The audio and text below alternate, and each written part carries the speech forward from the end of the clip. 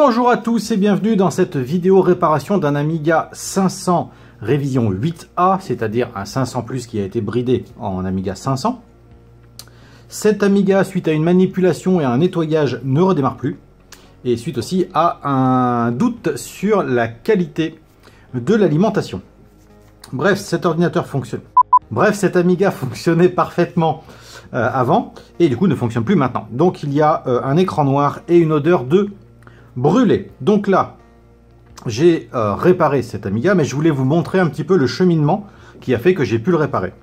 Première chose, en le mettant sous tension, je me suis rendu compte que ce composant qui est là, donc U38, était absolument brûlant. On ne pouvait pas poser le doigt dessus, donc là, on avait déjà un problème. Ce que j'ai fait, c'est que j'ai immédiatement dessoudé le composant et j'ai soudé un support. Donc là, c'est le composant en panne. Vu que le problème a été trouvé, on l'enlève. Je ne fais pas de démarrage avec le composant qui est abîmé, c'est-à-dire celui-ci, puisque je sais qu'il est en défaut. On va éviter de propager une panne.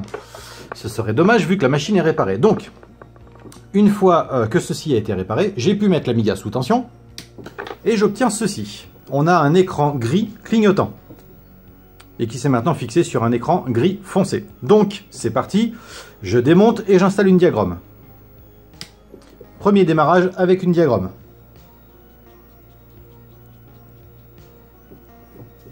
Donc là, déjà, elle démarre. Ce qui est plutôt bon signe, ça veut dire tout simplement que l'Amiga est capable de booter sur une ROM. Je vous enlève ça, hop.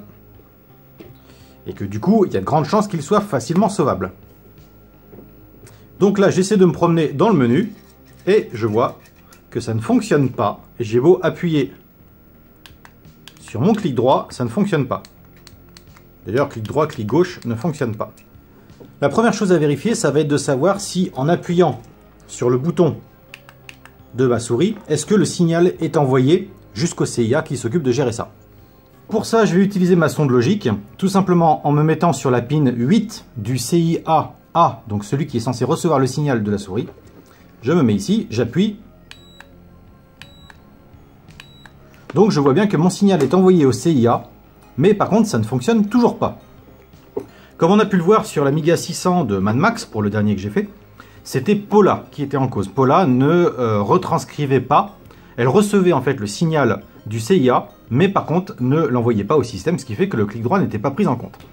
Ce qui m'amène à penser que Paula ne fonctionne pas. Donc c'est parti pour le remplacement de Paula. Allez, c'est parti, démarrage avec une nouvelle Paula. Donc là, la ROM démarre, là il n'y a pas de souci. On va vérifier que le clic droit fonctionne.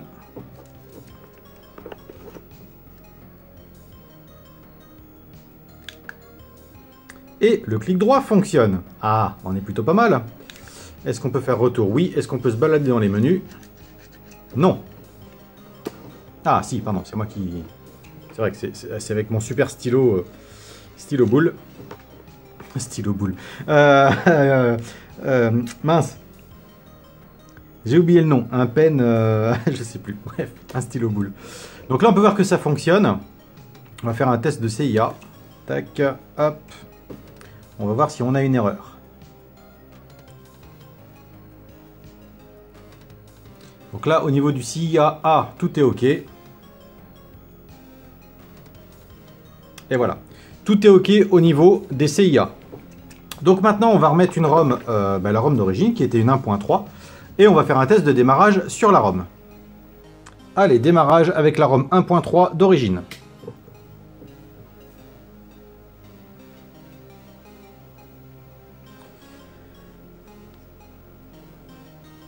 Là, ça prend un petit peu de temps, mais c'est tout à fait normal. Voilà, on démarre sur la ROM 1.3. Par contre, le problème que j'ai rencontré, c'est qu'avec cette ROM 1.3, impossible de lire une disquette. Alors, est-ce que la ROM a pris un choc, une surtension ou quoi que ce soit? Mais impossible de le faire démarrer avec sa ROM d'origine. J'ai donc utilisé une 2.04 que j'avais en stock. Ah non, ça c'est un CIA. Voilà. Et avec la 2.04, donc ça fonctionne parfaitement. Donc je pense qu'il y a un souci aussi avec la ROM, ce qui m'amène à penser qu'il y a eu un gros souci au niveau d'un court-circuit, ce qui ne m'étonnerait pas. Bon, en attendant, cette machine-là est sauvée. J'ai fait plusieurs tests de disquette, tout fonctionne parfaitement. C'est une réparation qui était relativement simple, mais qui m'a quand même pris 2 heures. Parce qu'au début, j'arrivais pas trop à comprendre le cheminement de la panne. Je reviendrai un peu plus tard, mais on reviendra sur l'utilisation de la sonde logique. Je la découvre incomplètement, j'en avais déjà parlé dans une autre vidéo, je crois. Mais c'est vraiment un outil à apprivoiser. Je pense qu'on peut faire des choses absolument énormes avec. On peut voir des choses que l'on ne peut pas voir sur le circuit, notamment cette histoire de voir si le signal de la souris est bien envoyé au CIA. Voilà, donc cet Amiga 500 est sauvé. Je vous remercie d'avoir regardé cette vidéo et je vous dis à très bientôt.